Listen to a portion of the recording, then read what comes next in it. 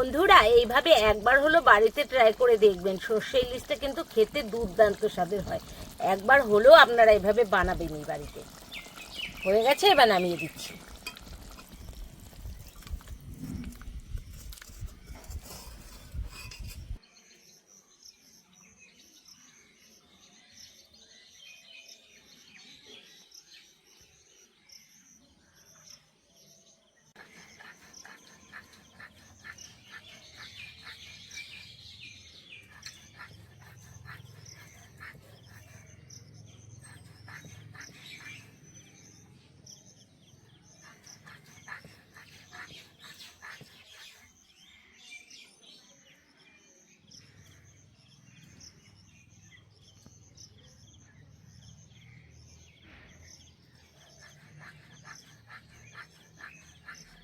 নমস্কার বন্ধুরা, স্বাগত জানাই জবা রান্নাঘর উইথ ভিলেজ ফুডে।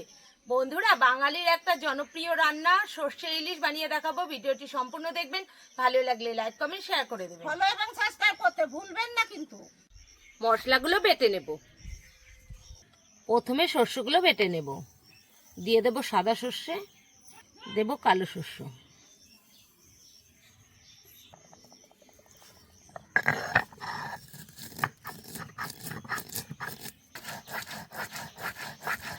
সর্ষে বেটে নিয়েছি, এবার তুলে নেব।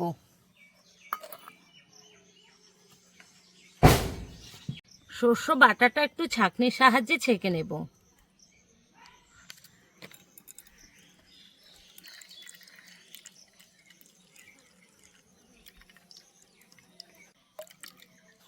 ভালো করে ছেঁকে নিয়েছি, এই দেখুন এইটুকু খোসা বেরিয়ে গেছে।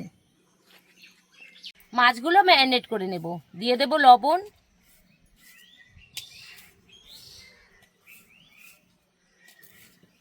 হলুদ গুঁড়ো,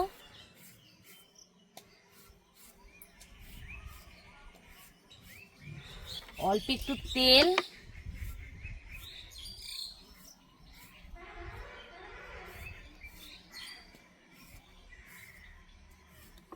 এবার ভালো করে ম্যারিনেট করে নেব।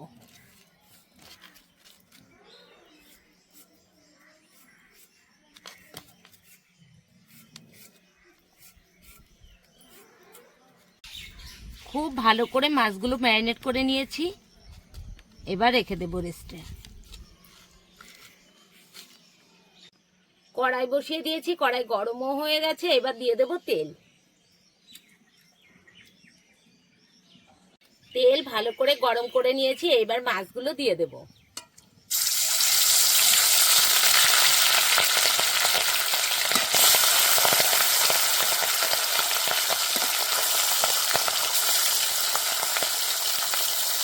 সবকটা মাছই একসাথে দিয়ে দেব।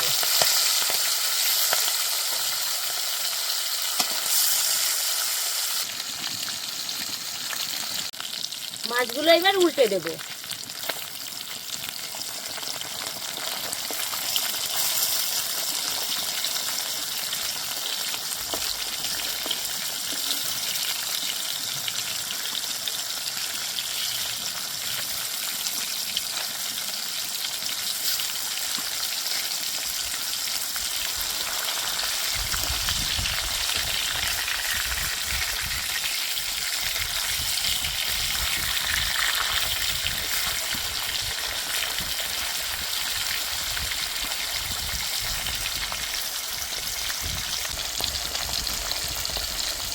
মাছগুলো ভাজা হয়ে গেছে, আর দেখুন বন্ধুরা কতটা তেলও উঠে গেছে। মাছটা ভালো। এই মাছটা খুব বেশি ভাজতে যাবেন না, হালকা করে ভাজলেই ভালো হয়। হয়ে গেছে, তুলে নিচ্ছি। খুব বেশি কিন্তু আমি মাছটা ভাজিনি। ইলিশ মাছ কম কম ভাজলে খেতে খুবই সুন্দর লাগে।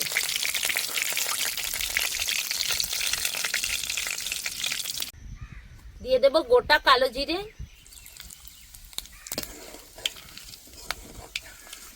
কালো জিরেটা ভালো করে ভাজা হয়ে গেছে, এবার দিয়ে দেবো কাঁচা পাকা লঙ্কা বাটা,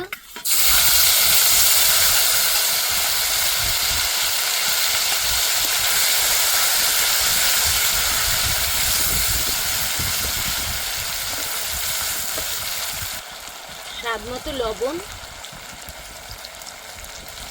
হলুদ গুঁড়ো, এবার ভালো করে কষে নেব।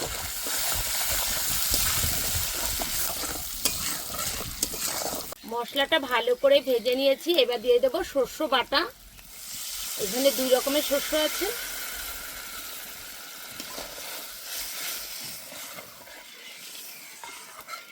আবারও কিছুক্ষণ কষে নেব।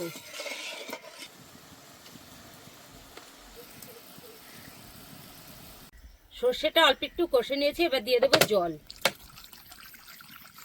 ব্যাস, আর জল দেব না। ভেজে রাখা মাছ দিয়ে দেবো। ঝোলটা ভালো করে ফুটে গেছে, এখন মাছগুলো দিয়ে দিচ্ছি।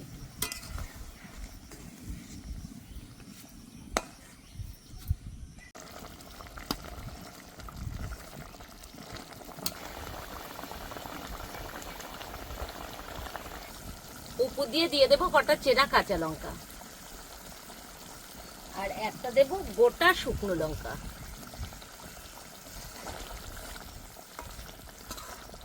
বন্ধুরা, এইভাবে একবার হলো বাড়িতে ট্রাই করে দেখবেন। সর্ষে ইলিশটা কিন্তু খেতে দুর্দান্ত স্বাদের হয়। একবার হলেও আপনারা এইভাবে বানাবেন এই বাড়িতে। হয়ে গেছে, এবার নামিয়ে দিচ্ছি।